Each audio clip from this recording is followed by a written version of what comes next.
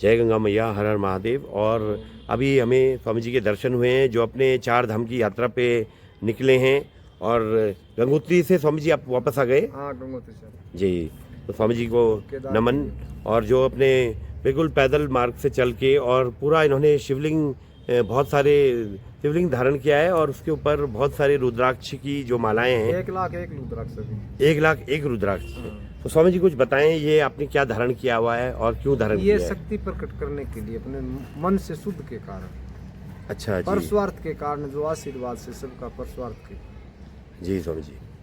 तो इस पे मतलब क्या है, ये 1,01,000 बताया आपने रुद्राक्ष? ये गिनती चलती रहती है। अच्छा। तो ये 2,01,000 करना है 2037 में। इसी को? हाँ, ऊपर चलती रहती है माला। अच्छा अच्छा। तो ये आप लगातार धारण करते रहते हैं? हम्म। आप शायद कुंभ में भी गए थे? हाँ, कुंभ में थे ना। कुंभ में भी मैंने आपको देखा था। हाँ, कुंभ में। कि मैंने कुंभ में कोई वीडियोस में देखा था, तो उसी से मुझे ध्यान आया। तो स्वामी जी इसको अभी 2037 तक आप धारण करे रहेंगे। और इसका उद्देश्य क्या है पूरा, मतलब? इसको ये तो एक नागा है, हम तो नागा रहेगा ना। अच्छा, आप नागा साधु हाँ, हैं। नागा साधु। अच्छा। तो एक ये जैसे हठयोग का पार्ट होता है। हाँ, ये खड़े श्री हो गया, उसने हाथ खड़ा कर लिया। जी समझिए। हम किसी मैंने ने कहा बहुत। सांप डाल लिया, किसी ने कबूतर वाला अच्छा। बाबा हो गया, पर्यावरण वाला बाबा हो गया। जी समझिए। ये हट से योग करके भगवान को प्राप्त कर लेता है। अच्छा, इससे भी आप भगवत प्राप्ति हाँ, के मार्ग में बिल्कुल हैं। प्राप्त। जी। तो स्वामी जी अभी कितने साल हो गए ये जब से आपने ये धारण अभी किया? 14 महीना हुआ हमारे को। 14 महीने हाँ, हुए हैं। 14 महीना। अच्छा। और इससे आपको मतलब क्या परिवर्तन लगा जीवन में? बहुत कुछ हो। जी। कुछ अनुभूति होती है? बिल्कुल बिल्कुल। जी। तो अभी पूरा आप ऐसे ही ये चारों धाम में से जाएंगे? हाँ, ऐसे। जी समझिए। और और हमारी नागा की हरिद्वार से छड़ी चली है ना, जी। तो हम तो छड़ी पुजा रहे हैं। अच्छा। हम नागा साधु आह्वान अखाड़े के, जी समझिए। और हमारा नाम है श्री घनश्यामपुरी। जी समझिए। वैसे आप रहते कहाँ हैं और समय? हरिद्वार में? प्रयागराज रहते हैं। प्रयागराज हाँ, रहते हैं। आह्वान अखाड़े। जी समझिए।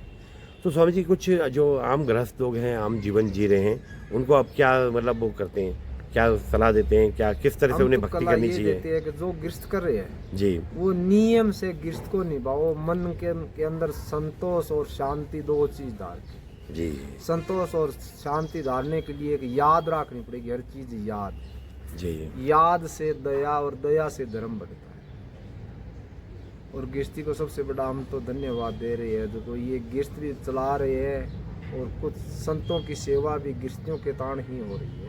गिरस्ती करता है संतों की सेवा, जी। और गिरस्ती में से ही संत निकल कर बनते हैं। चाहे वो गूंगा है, चाहे शाना है, चाहे बेर है, कैसा भी आतेगा गिरस्त।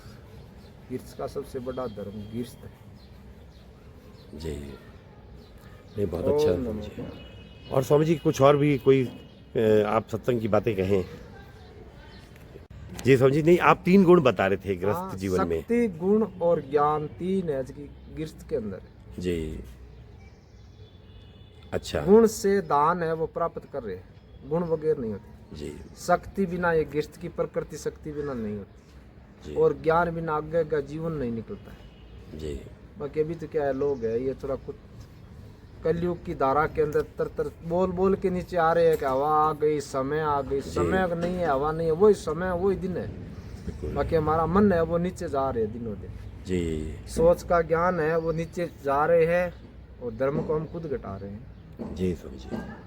और हम तो गिरस्तियों से सभी से हाथ जोड़ के ये कह रहे हैं कि धर्म को बढ़ावा दे। धर्म को बढ़ाओ। हाँ। नहीं, और स्वामी जी आप जैसे लोग जो मतलब इतना एक योग, हठ योग का मतलब पालन करते हैं, तो ये मतलब हमारे सनातन धर्म की ध्वजा को आगे बढ़ाते हैं इस हाँ। तरह। ये समाज में एक उदाहरण जाता है, हाँ भाई भक्ति के लिए आदमी कुछ भी कर रहा है, और अच्छा उदाहरण है।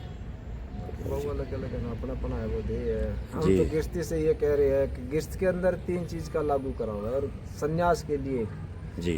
कि माँ से पहले बेटी को उठ के काम करना चाहिए गिरस्त के अंदर, जी स्वामी जी। और सास से पहले बहू, हम्म। और बाप से पहले बेटे को खड़ा होना चाहिए। जी। बाप को जल बेटा जलाएगा, और गुरु को चेला जलाएगा। अभी ये कलयुग आ गया, जो चारों ही धर्म नीचे जा रहे हैं। गुरु तो चेले की सेवा करे, और बाप बेटे की करे, सासू बहू की करे। परिवर्तन तो हुआ है। हाँ, परिवर्तन बहुत ज्यादा हो गया, बहुत। जी। धन्यवाद। अच्छा स्वामी जी, एक चीज मैं पूछना चाह रहा हूँ, शाम के टाइम आप इनका पूजन करते हैं सभी रुद्राक्ष का? पूजन करते हैं, आरती करते हैं। आरती सुबह करते हैं? शाम दोनों टाइम होते और जो इसके भीतर शिवलिंग है उसका भी आप पूरा वो करेंगे? हैं। और जब पूरा आपका योग हो जाएगा, जो मतलब पूरा 14 साल का, उसके बाद वो शिवलिंग कहीं स्थापित हो जाएगा? ये स्थापित होगा जी। और ये रुद्राक्ष है, ये सबको दान हो जाएगा, जिसका भाग है उसको एक एक मिल जाएगा। अच्छा, एक एक मिल जाएगा? हाँ। यानी 1-1 लाख है इसमें। स्वामी जी किस टाइप के रुद्राक्ष हैं? सब पंचमुखी हैं? इसमें 2 मुखी से लेके अभी तक 9 मुखी तक का है। अच्छा, ये बहुत ही जबरदस्त चीज है। अच्छा, 2 मुखी से लेके 9 मुखी पूरे? बहुत सारी मालाएं हैं और अलग अलग ज्यादा ये 5 मुखी ज्यादा है, क्यों 1 मुखी ये तो है नहीं, 2 मुखी, 3 मुखी, 4 मुखी, 5 मुखी, 6 मुखी है ना। जी। 5 मुखी सबसे ज्यादा है। 5 मुखी सबसे ज्यादा है, ये देख रहे हैं। 9 मुखी का कुछ जी। कम, ऐसे थोड़ा थोड़ा। तो स्वामी जी कह रहे हैं इसके बाद 14 साल के पश्चात जब उनकी पूरी ये साधना हो जाएगी, इसको वो सभी भक्तगणों को अपना वितरित करेंगे, उनको दान देंगे। स्वामी जी बहुत अच्छा जी, धन्यवाद। हर हर महादेव।